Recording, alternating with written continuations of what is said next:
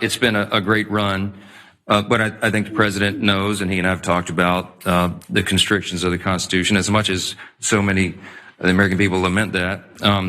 The Trump 2028 cap is one of the most popular that's ever been produced, and he has a good time with that, trolling the Democrats whose hair is on fire about the very prospect. But I do believe that we've got 3 extraordinary years ahead of us, and the 2 years of the Trump administration are going to be an incredible thing. And I don't see a way to amend the Constitution because it takes about 10 years to do that, as you all know, to allow all the states to ratify what 2/3 of the House and 3/4 of the states would approve. So I don't see the path for that. So that is the Speaker of the House implying that Trump will not run for a 3rd term. Now, give him some minor credit for saying that, although take away all of that credit, because if Trump did run for a 3rd term, he would instantly line up. He would bow down. So just acknowledge that. Also, the lying along the way that like so many people lament that he can't run for a 3rd term. Dude's at like 41% approval rating. Who are you playing? And you despise him just as much as most of the country does, Mike Johnson. Who are you playing at that point? Also, the Democrats their hair is on fire over the president implying that he'll once again refuse to give up power. Yeah, they're such snowflakes with their clinging to the Constitution in that way. So all that's garbage, he's trash. But I'm not the only one that thinks that. There are many on the right that are angry at Mike Johnson for acknowledging the clear text of the Constitution. And so this takes us to Steve Bannon. Only way you can win is with Trump. This is what the whole discussion with Barris is. The Republican Party and Johnson and all these Johnsons today where you can't run for president again. Polly Pockets, you got no say-so in this, okay? Just shut up and sit off in the corner. You're running the Duma right now. Just go over and run the Duma. Not interested in what you have to say on any topic, much less this topic, okay?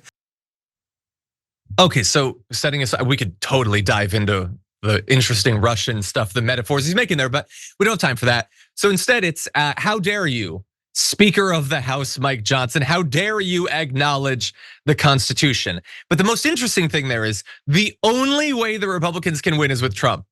He has no faith in any of the others.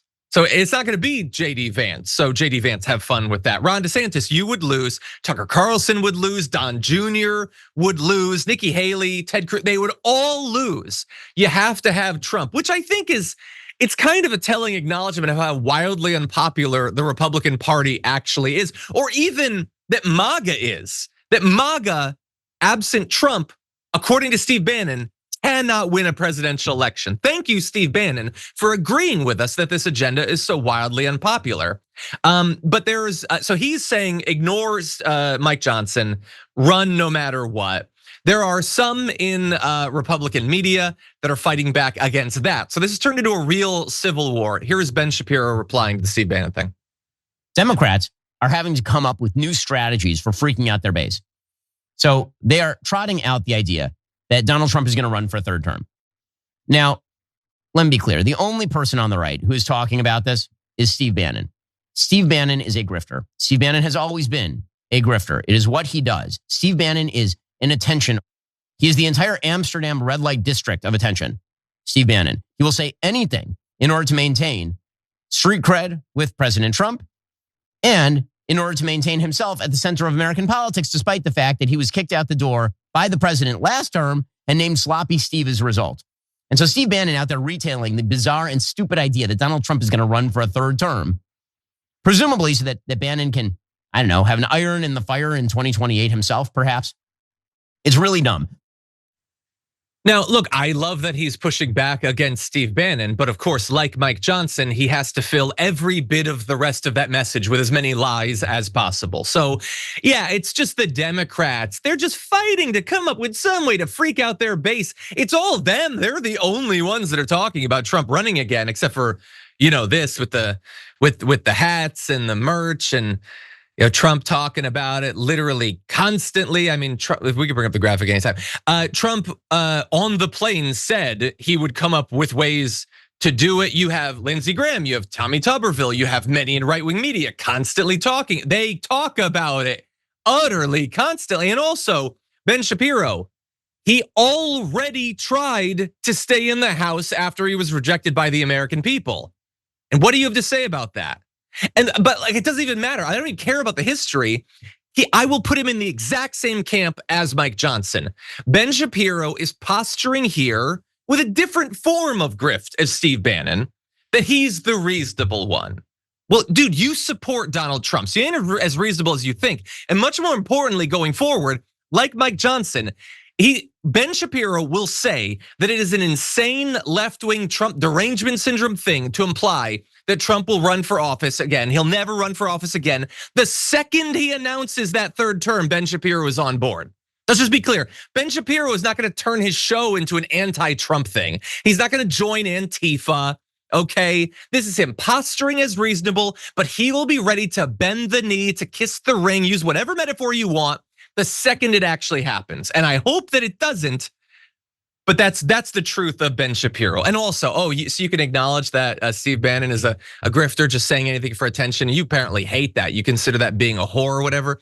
How do you like your president? How do you like the entire rest of right-wing media? How do you like you, by the way? Can you let one movie go by that's not targeted exactly at you without you performatively freaking out about it for 2 hours on YouTube for clicks? I think Ben Shapiro knows a little something about attention whoring, Sharon. What do you think? Yes, and bowing down to dear leader. You're absolutely right. I mean, part of that was funny, the Amsterdam part. The rest of it was exactly as you called it. Says one grifter about another, okay? And let me get to the grifter ahead of the line in front of dear leader. And oh yeah, Epstein files now. And you know what, guys? It's not that important. It's really not that important, guys. Just relax, please. This is my own opinion, okay? These people are all over the place. And because that's where dear leader leads them. Left, right, up, down, middle of the road. We'll see. A lot of people are saying that. So, I mean, all of this is nonsense. You're right. I think he will try to stay.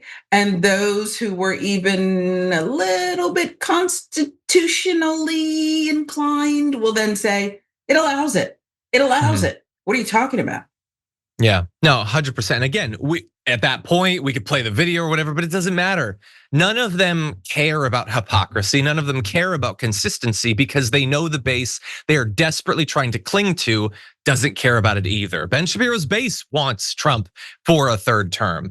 They're all so goddamn pathetic. Oh, they love to posture that they're going to be strong and they stand for things and everything. Everybody remembers when they announced that the Epstein files was just being closed. We're done with it.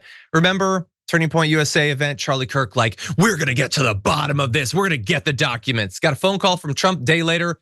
We're moving on. We're not gonna talk about this anymore. I trust the president. That's who all of these people are. They take their marching orders and they get to marching.